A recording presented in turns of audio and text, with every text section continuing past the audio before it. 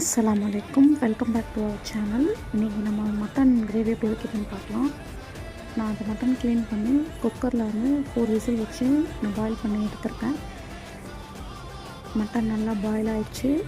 இப்போ வந்து ஒரு தவாவில் வந்து ஆயில் ஆட் பண்ணி பட்டை, கிராம்பு, ஏலக்காய் அதெல்லாம் ஆட் பண்ணி ஆனியன் ஆட் பண்ணியிருக்கேன்.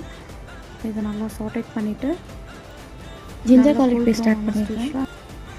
அப்புறம் சில்லி பவுடர், டொமேட்டோ, கொரியாண்டர் இதெல்லாம் சேர்த்து நல்லா சாட்டேட் பண்ணுங்கள். அப்புறம் மட்டன் மசாலா, சால்ட், பெப்பர் இதெல்லாம் சேர்த்து நல்லா சாட்டேட் பண்ணுங்கள்.